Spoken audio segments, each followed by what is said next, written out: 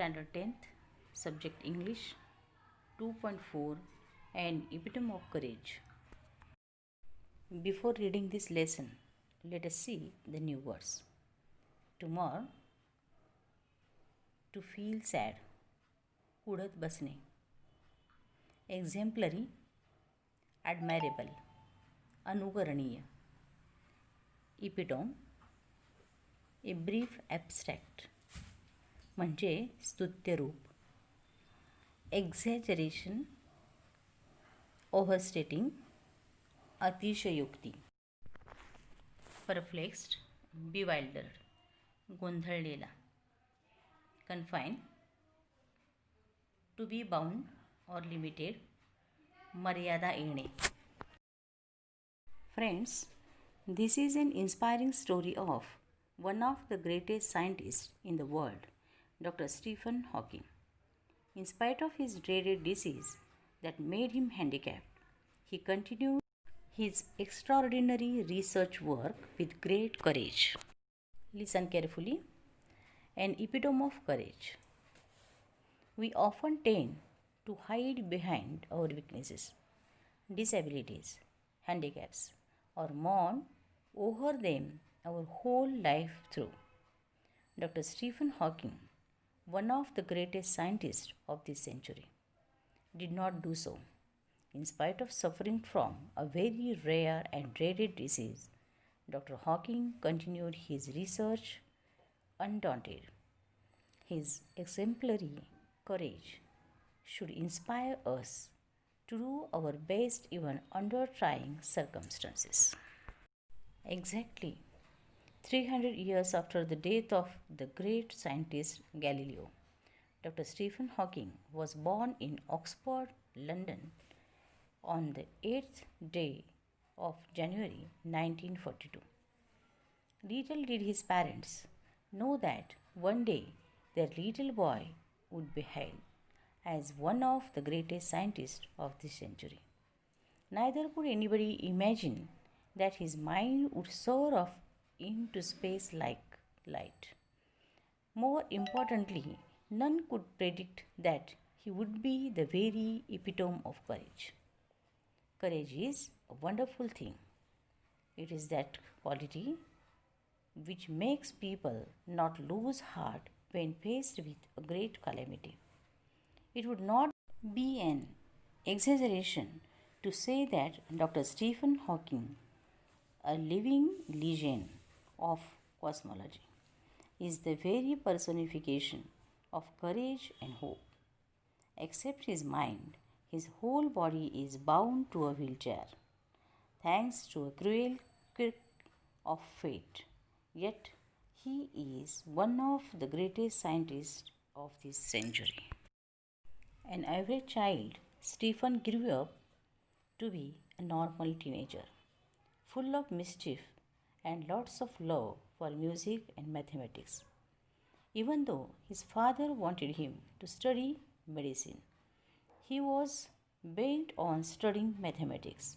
The University of Oxford at that time did not have a course in mathematics, so he opted to study physics instead.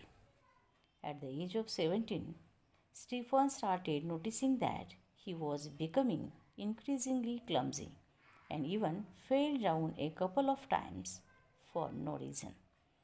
This perplexed him, and he went to see his family doctor, who diagnosed him as suffering from an extremely rare disease, ALS or LOU. Gehrig's disease that affects the nervous system and eventually weakens all the muscles of the body. Stephen says that even as a child, his muscle coordination was nothing to write home about. He recollects that his handwriting would send his teacher into a fit of frenzy. Nor was he inclined towards sports. Nevertheless, this disease came as a bolt from the blue. How much time he had left on this planet was very uncertain. The prognosis was bad, and the doctors said they could not do much. Undaunted, Stephen decided to continue his research and even got engaged to a Jane Wilde. Hawking says that, ironic as it may sound, it is at this dismal stage he began enjoying life the most. This, he says, was because he started living life for the moment and continued his doctoral research work with renewed vigor. In the meanwhile, the disease worked its way into Stephen's body and left him disabled. He began studying the concept of black holes to get his PhD. By this time, he was confined to a wheelchair and was rapidly losing control of his hands and speech. The study of black holes sparked his imagination with bright ideas. He made many epoch making statements that shook established theories. Scientists believe that the universe began with a big bang. To explain this concept better, Stephen invented what is known as Lie algebra.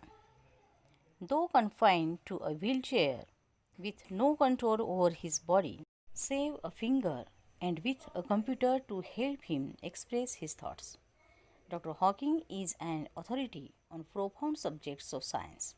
Numerous honorary doctorates and awards have been bestowed on him. He is a Fellow of the Royal Society and a member of the U.S. National Academy of Sciences. In spite of being considered Einstein's equal in intelligence, Dr. Hawking is a very humble man, a simple, down-to-earth man.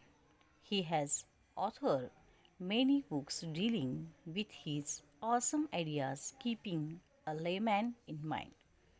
His writing is full of wit and humor.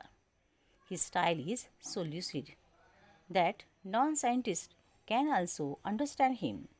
His book, A Brief History of Time, is one of the best-selling books of our times. On being asked how he feels about having the dreadful ALS, Dr. Hawking, the quintessence of optimism and hope, says, "Not very different from the rest. I try and lead as normal a life as possible and not think about my condition or regret the things it prevents me from doing, which are not many." Dr. Hawking firmly believes that in the next millennium, science will discover the core secrets of the universe, its origin, its history, and maybe even predict its ultimate demise. Like Dr. Hawking, there are many people who display exemplary courage in their lives. Let us salute all those brave people who, in spite of being disabled, strive to do their best. So, friends, from this lesson, we learn the life history of Dr. Stephen Hawking like this. Stephen was born on 8th January 1942 and then grew up like an average child and a normal teenager. At the age of 17, Stephen noticed that he fell down a couple of times for no reason. Stephen was diagnosed with a rare disease, ALS or LOU. Stephen decided to continue his doctoral research work with renewed vigor. The disease worked its way into Stephen's body and left him disabled. Though confined to a wheelchair, he worked on computer and expressed his thoughts. He became a Fellow of Royal Society and a member of the U.S. National Academy of Science. He believes that in the next millennium, science will discover the core secrets of the universe. So, friends, let us salute all those brave people who, in spite of being disabled, strive to do their best.